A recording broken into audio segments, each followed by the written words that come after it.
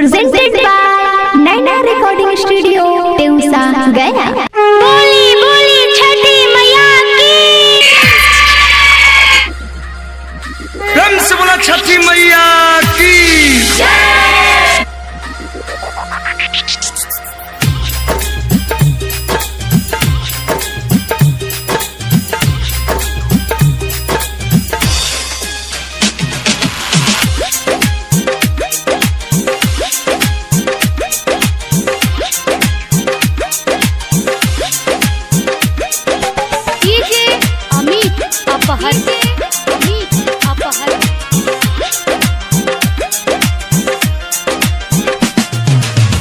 पियरे कलर के हम पहनले नी साड़ी, छठी घाटे जाए के हम कोई तैयारे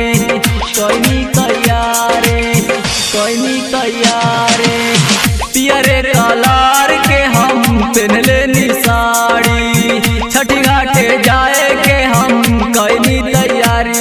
एगो कहातानी तोहरा से बात राजा जी, एगो कहातानी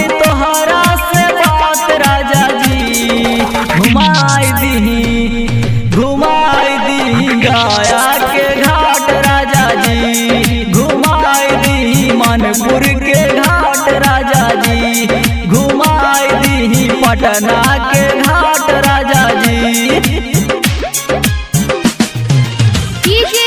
अमित अपहर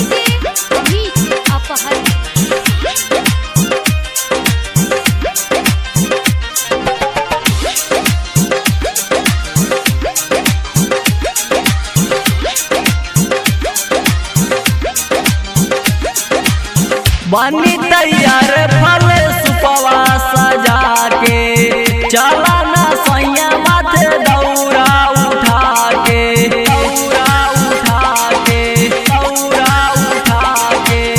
बनी तैयार फल सुपवा सजा के, चला ना सैया माथे दौरा उठा के। देरी करबा त बाजी घरे 8 राजा जी, देरी करबा त बाजी घरे 8 राजा जी। हो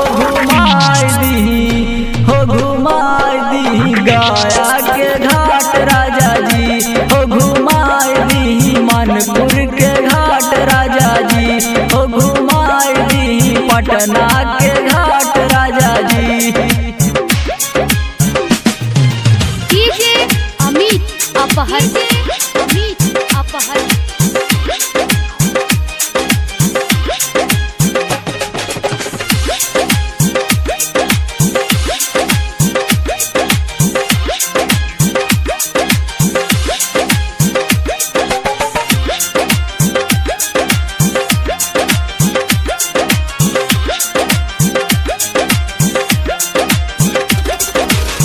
गौआ के घाट पे लागल हवे मेला, तोहरा बिना कैसे जाई अकेला।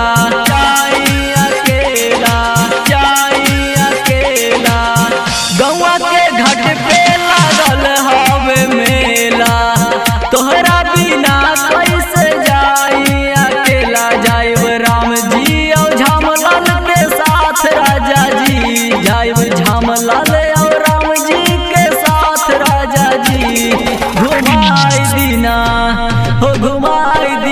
गंगा बिहार के घाट राजा जी, घुमाई दीना गया के घाट राजा जी, हो घुमाई दीना गंगा बिहार।